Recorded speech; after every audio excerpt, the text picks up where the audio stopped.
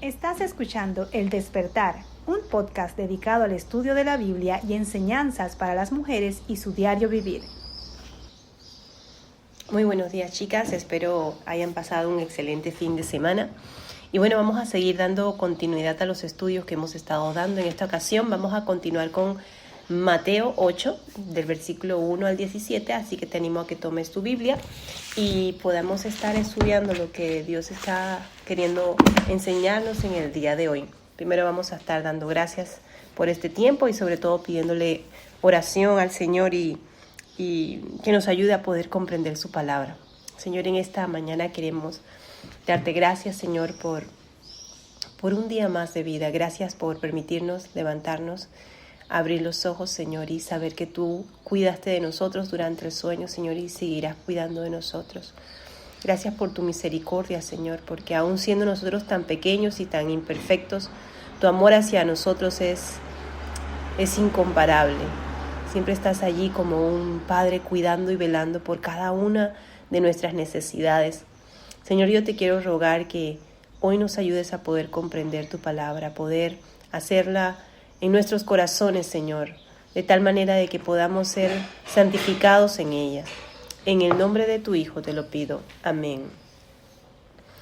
Dice pues así el capítulo 8 del libro de Mateo, que vamos a estar hablando de la curación de los leprosos, donde Jesús va a demostrar que tenía el poder también para imponer los principios éticos que ya vimos en el Sermón del Monte. Ustedes perdonen, he bajado nuevamente al sur y ya estoy con alergia nuevamente. Y a manera de introducción quiero decirles que recordando todo lo que estudiamos en el capítulo del Sermón del Monte, incluso los expositores bíblicos de posiciones divergentes ante este discurso han reconocido que no existe una obra como principios éticos superiores a este sermón. No hay nada que se le puede comparar a todo lo que se ha visto en el sermón anterior que estuvimos estudiando. Pero ahora nos surge, no sé si a ti, pero a mí me surge la pregunta: ¿cómo se puede llevar a la práctica tales principios? Porque a la verdad son muchos y podrías decir es que son casi imposibles de practicar. Y para responder, Mateo recopiló relatos en una serie de milagros después de esto, demostrando que aquel que presentó la ética tenía también el poder para convertirla en realidad. Según el evangelista Juan 15:5 dice: el Señor nos advirtió claramente a los creyentes lo siguiente: separados de mí, nada podéis hacer.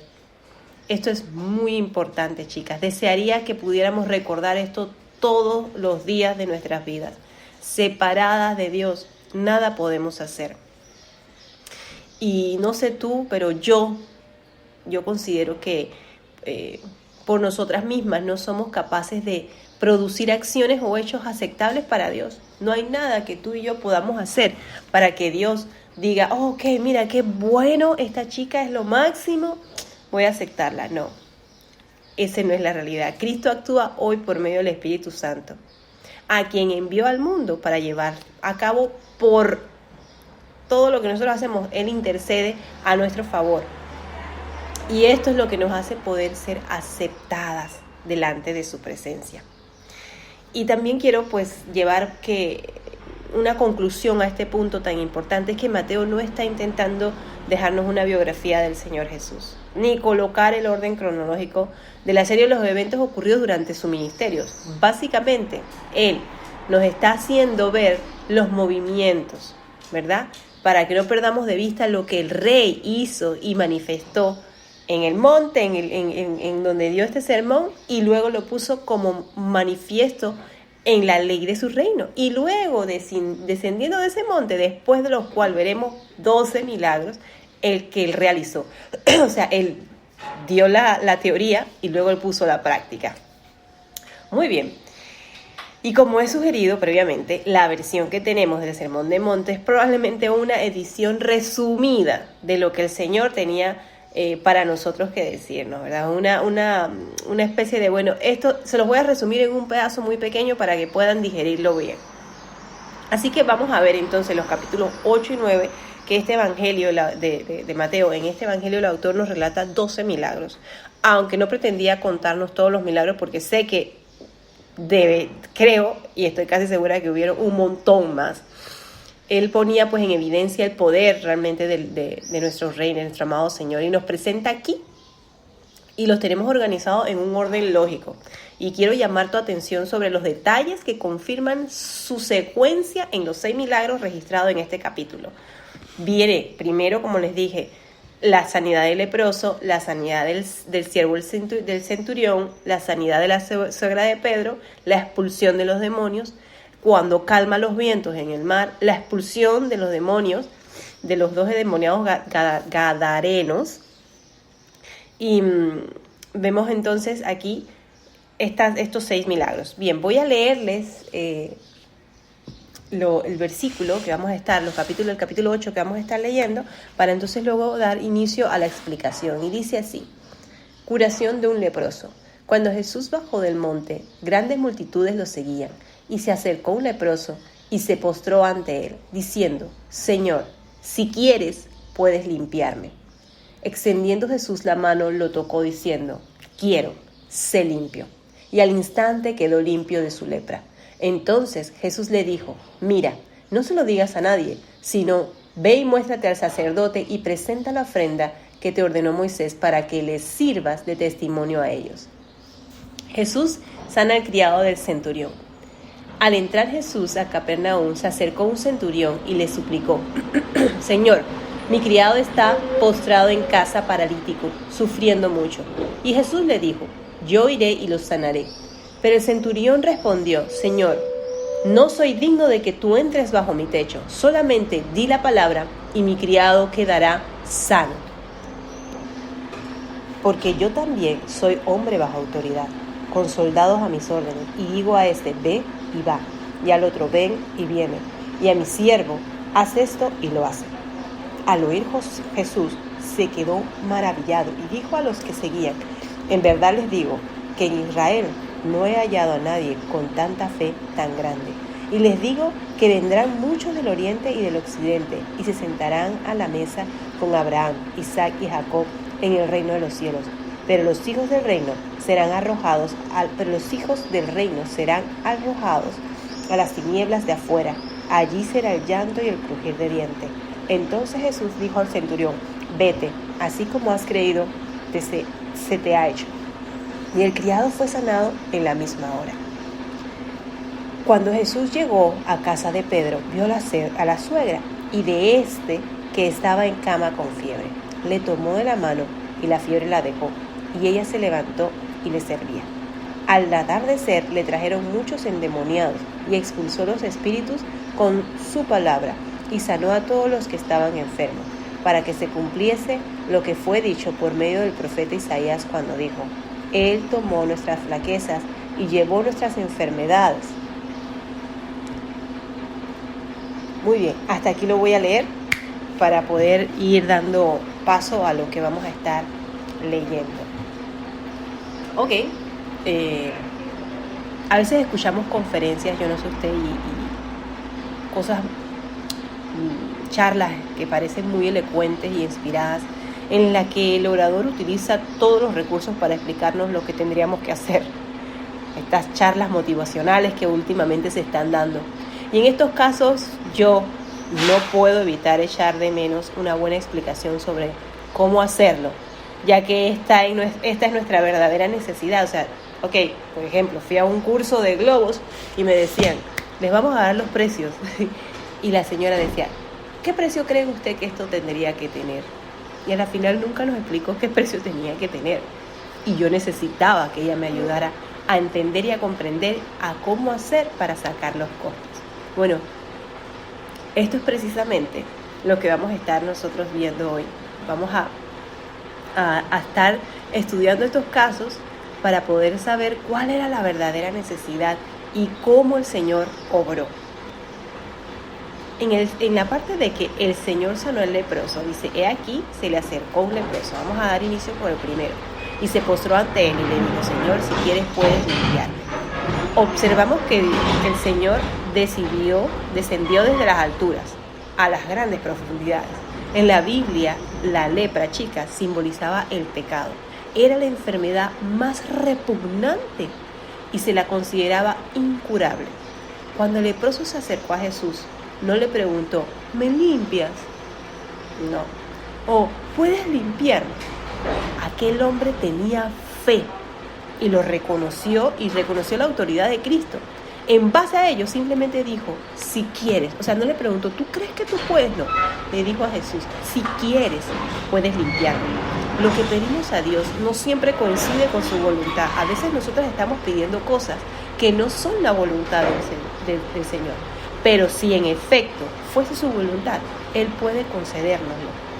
Es sumamente importante que debemos priorizar la voluntad de Dios sobre la de nosotros, porque a veces queremos satisfacer nuestras necesidades y estamos ahí, Señor, por favor, R, y eso no es lo que el Señor quiere para nosotros. Puede que esto sea fácil para ti. A mí me resulta difícil poner en primer lugar a veces la voluntad de Dios. A mí más bien me resulta más natural dirigirme a Dios de esta manera. Señor, yo quiero tal cosa. ¿Me la puedes dar? Es nuestro relato, ¿verdad? Es nuestro relato. El leproso en realidad dijo, Señor, yo sé que tú puedes, pero querrás hacerlo. Es tu voluntad hacerlo. Es lo que realmente el leproso le estaba diciendo. Hoy en día nos encontramos lamentablemente con personas que literalmente le exigen a Dios que les haga algún favor. Creen que pueden torcer la mano de Dios, ¿no? Y no solamente lo vemos en el plano evangélico, sino también en otros planos culturales. Como por ejemplo hay gente que cree que haciendo mandas o procesiones, no sé cómo le dirán aquí, el de que, ok, si tú me das esto, yo te doy esto. Como si esto fuera un juego de negocios o un trueque. Y así no es como funciona el reino de los cielos. El exigir un favor al Señor no es algo que entra en este juego. Deberíamos dejar que Él decida. ¿Por qué? Porque de todas maneras irá y sucederá según como Él continúa. Y vemos viendo, ¿verdad? Lo que dice también, continuaremos viendo el versículo 3, ¿no? Va a suceder según lo que Dios quiere decir. Y Jesús extendió la mano, lo tocó diciendo, quiero, sé limpio. Y al instante quedó limpio de su lepra. Si yo hubiese tocado a un leproso, ¿qué habría sucedido? Si tú hubieses tocado a un leproso, ¿qué hubiese sucedido? Pues lo que sucedía, te hubieses contagiado de la enfermedad y no lo hubieses sanado. Y observamos ¿qué ocurrió? Porque en primer lugar Jesús le tocó, no se enfermó y le sanó. Tú te has detenido a pensar en que aquel hombre no solo tenía la dolencia física de la lepra, sino que también tenía un tremendo problema psicológico. Ustedes se imaginan ser aborrecidas por todo el mundo. No conocemos los antecedentes de este hombre. Quizás algún día notó como una mancha en la piel de su mano se fue extendiendo, ¿verdad? Lo achacó de repente a su trabajo con el arado, le aplicó un remedio casero para sanarse. Yo me imagino todo lo que este hombre intentó para poder quitarse la lepra. Y en los días siguientes, la coloración roja, la erupción fue aumentando y su preocupación también. Tal vez fue a ver a un sacerdote, quien lo mantuvo aislado 14 días, que es lo que solían hacer. Al final de este periodo, el mal se había extendido por todo su cuerpo y el sacerdote confirmó que sí, que era lepra. Ustedes se imaginan toda esa escena. De ahí en adelante ya no podría acercarse a los miembros de su familia, no vería crecer a sus hijos, los vería de lejos, no podría tocar a su esposa, no podría volver a sentir la calidez de su piel. Y cuando alguien se le acercara, debería de gritar, ¡inmundo! ¡Inmundo! Ya no podría tocar a nadie, ni tampoco nadie podría tocarle a él. Hasta que llegó, amén, y me conmuevo, hasta que llegó el encuentro con Jesús y pronunció aquellas palabras, Señor, si quieres puedes limpiarme. ¿Y qué hizo Jesús? Le tocó. Aquel toque de Jesús fue lo mejor que podía sucederle. No solo le curó su lepra, sino que también le restauró a una familia humana y a la familia de Dios. Porque Él inmediatamente, como dice el capítulo 4, se curó, chicas, se curó. ¿No es para ti tan hermoso este milagro y esta escena? El relato que el evangelista Marco hace de este incidente nos dice que aquel hombre estaba tan alborozado que nadie podría culparle por ello. Estaba tan contento, tan emocionado, que nadie podía culparle por eso. Que le comunicaba la buena noticia a todos. En consecuencia, las multitudes se agaloparon y le presionaron tanto que se vio obligado a retirarse a lugares desérticos. Muy bien, pasemos al siguiente versículo. Dice, Jesús sanó al siervo del centurión. Y en este segundo milagro, la verdad que a mí también, las siguientes respuestas que les dan estas personas a Jesús, para mí me vuela la tapa al cerebro. El primero dijo, si quieres, o sea, teniendo ya la fe de que Jesús le iba a sanar.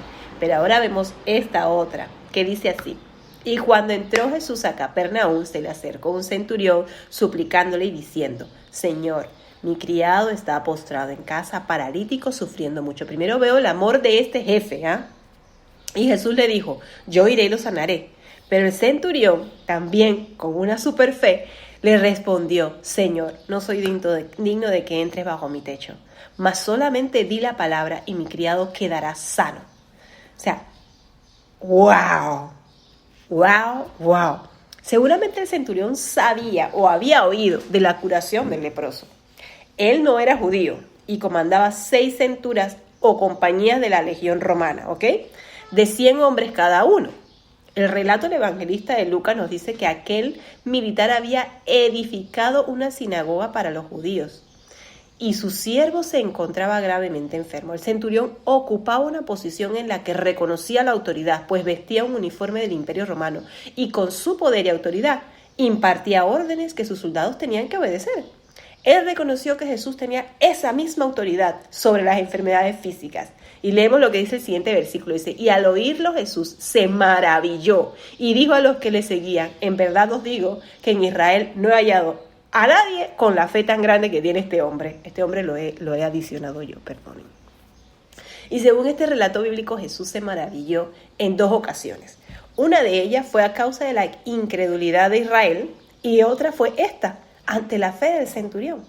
En los versículos 11 y 13 dice, y os digo que vendrán muchos de oriente y de occidente y se sentarán a la mesa con Abraham, Isaac y Jacob en el reino de los cielos. Entonces Jesús dijo al centurión, vete, así como has creído, te sea hecho. Y el criado fue sanado en esa misma hora. Es interesante esta mención, ¿verdad? Porque dice que vendrán del este y del oeste, o sea, que su mensaje llegaría a las lejanas regiones del mundo para que mucha gente pudiese creer en él y participar en la reunión en el reino de los cielos, sentado en la mesa de Abraham, Isaac y Jacob. Esta fue una declaración de grande alcance. Por supuesto, cada individuo tiene que depositar su fe personal en Cristo. Tú y yo tenemos que depositar nuestra fe en Cristo. Para salvación, nadie puede alegar membresía de una iglesia, ¿ok? No pueden decir que no, mira, es que yo soy miembro de la iglesia Renacer, o yo soy miembro de la iglesia de Centro Familiar Cristiano, yo soy miembro de la iglesia de San Isidro que está aquí en Cártama. No, eso no te va a funcionar, créeme, no te va a funcionar. Ni las tradiciones de la familia, ni que estés en una iglesia, ni que tus padres te hayan llevado a la iglesia o porque tienes mucho tiempo en una iglesia sentada calentando banca. Nada de eso te va a ayudar a tener la salvación. Realmente lo único que te ayuda es a tener esa fe en que Cristo murió por ti y que Él vendrá por segunda vez a buscar a los que estamos esperando por Él. En aquel entonces dice que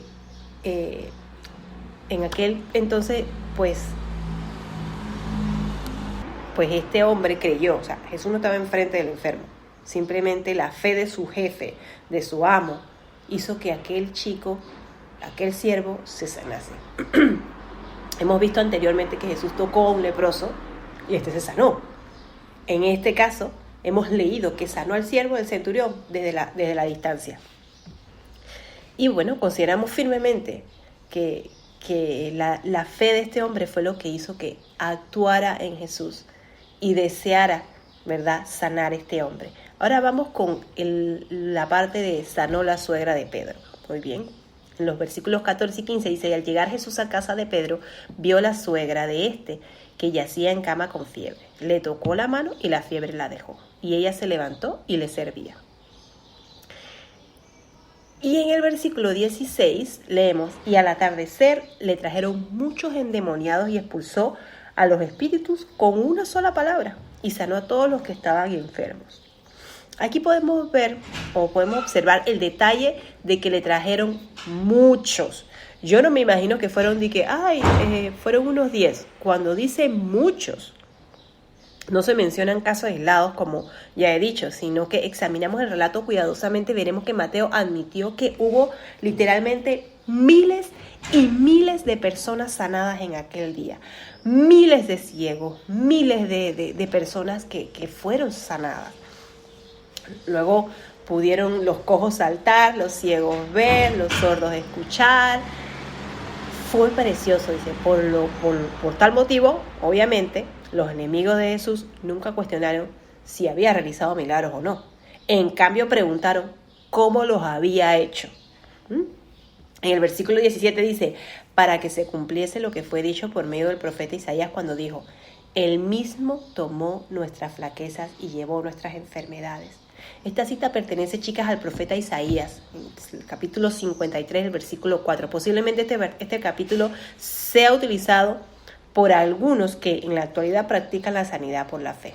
Ellos sostienen que la sanidad física estuvo incluida en la expiación y apoyan su posición en este versículo. Si retrocedemos un par de páginas más de la Biblia en Isaías para examinar esta cita bíblica que habla sobre esto, porque yo creo que ellos no autorizan en absoluto el movimiento de la sanidad contemporánea. Lo que vamos a leer dice así, en el capítulo 53, del 4 al 5. Ciertamente Él llevó nuestras enfermedades y cargó nuestros dolores, con todo nosotros le tuvimos por azotado, por herido de Dios y afligido. Mas Él herido fue por nuestras transgresiones, molido por nuestras iniquidades. El castigo por nuestra paz cayó sobre Él, y por sus heridas hemos sido sanados. ¿De qué hemos sido sanadas, chicas? En este pasaje de Isaías afirma claramente que fuimos sanadas de nuestras transgresiones y maldades. Y vemos más adelante que el apóstol Pedro en su primera carta 2:24 dice: Él mismo llevó nuestros pecados en su cuerpo sobre la cruz, a fin de que muramos al pecado y vivamos a la justicia, porque por sus heridas nosotras fuimos sanadas. ¿Sanadas de qué? Pedro afirmó claramente que estaba hablando del pecado. El profeta Isaías afirmó además en el 53:6: todos nosotros nos descarriamos como ovejas, nos apartamos, cada cual por su camino, pero el Señor hizo que cayeran sobre Él la iniquidad de todas nosotras. Fueron tus iniquidades y fueron mi iniquidad y mi maldad las que fueron colocadas sobre esa cruz. Evidentemente, Isaías se estaba refiriendo al hecho de que Cristo se ocuparía de resolver el problema del pecado que había iniciado con Adán y Eva. Sostener que la sanidad estaba implícita en la expiación no viene al caso, porque la expiación incluye un cuerpo perfecto y glorificado, y yo aún no tengo el mío, y tú tampoco. Además, por la expiación habrá una nueva tierra con la maldición eliminada, pero resulta obvio que aún no la tenemos. Díganmelo a mí, que aún padezco todavía de enfermedades, y también tal vez tú. También cometo todavía muchos errores y sigo llevando cada una de ellas a la cruz, queriendo perfeccionar cada día más el carácter de Cristo en mi vida. En esta época, realmente en la que Satanás todavía domina, no hay liberación de la enfermedad como un resultado imperativo de la expiación. ¿Y por qué el apóstol Pablo entonces aconsejó a Timoteo que tomase un poco de vino para el estómago? ¿Se recuerdan? No sé si ustedes lo han leído. Porque no le insistió en obtener su sanidad apoyándose en la expiación. ¿Por qué el apóstol Santiago en su libro 5, el versículo 13 y al 15, nos insistió en que los creyentes reclamasen la salud en base a la expiación, cuando les pidió que en caso de enfermedad llámense a los ancianos de la iglesia para orar? Porque el apóstol Pablo no pidió tampoco sanidad a la expiación cuando oró para ser liberado de una dolencia que tenía una espina clavada en su cuerpo. ¿Se acuerdan que también lo dice? Hay más casos por el estilo, por ejemplo, del Epafrodito, mensajero del apóstol Pablo, que su enfermedad estuvo a punto de morir. Chicas, la expiación no es ahora. Eso será cuando Cristo venga por nosotras. Tenemos que enfrentarnos a la realidad de que no siempre será la voluntad de Dios sanar una enfermedad. Y se los digo yo. Sin embargo, en algunas ocasiones, el que quiere hacerlo, Él quiere hacerlo. Y en vez de acudir a una reunión pública, ¿por qué no te diriges en oración directa al gran médico, como lo hago yo? Cada día, Señor Jesús, ayúdame, dame nuevas fuerzas, permite que pueda levantarme. Toma, Señor, toma esto de este cuerpo y sánalo. Averigua si tu sanidad está incluida en su voluntad para ti. Esa es la sanidad divina en la que yo creo, chicas. En vez de acudir a un individuo que manifiesta tal poder, prefiero presentar mi caso al gran médico y decirle, como el leproso, Señor, si quieres, puedes limpiarme. Entonces, seamos o no sanadas, Él se llevará el mérito y la gloria que le pertenece. En nuestro próximo podcast continuaremos estudiando el resto de los milagros de este capítulo 8. Y yo quiero hoy animarte. De veras que tú acudas no solamente a Jesús para ser sanada físicamente, sino que también pueda ser sanada espiritualmente. Hoy en día la gente no tiene temor de hacer cosas que no agradan al Señor. Hoy en día el temor a Dios se ha ido desvaneciendo. Hoy en día vemos gente que simplemente toma su nombre en vano o que simplemente juega a ser cristiana o que cree que conoce del Señor porque va a la iglesia y lleva una vida totalmente contraria a lo que debe de hacer. Recordamos lo que también dice en Romanos, déjenme buscarla por aquí, sobre aquellos que no heredarán el reino de los cielos. Es importante que tú tengas presente que el simple hecho de que tú vayas a la iglesia o que te consideres que que todo lo haces bien, significa que ya entrarás al reino de los cielos. Y dice en Romanos 22 que ciertamente no entrarán al reino de los cielos aquellos que tengan injusticia, maldad, avaricia, o estén llenos, ¿verdad?, de toda injusticia, maldad, avaricia. Estoy leyendo Romanos 1:29. Llenos de envidia, homicidios, pleitos, engaños y malignidad. Chismosos, detractores, aborrecedores de Dios, insolentes, soberbios, jactanciosos, inventores de lo malo, desobedientes a los padres, sin entendimientos, indignos de confianza, sin amor, despiadados. Ellos, aunque conocen el decreto de Dios, que los que practican tales cosas son dignos de muerte, y no solo las hacen, sino que también están dando aprobación a los que los practican.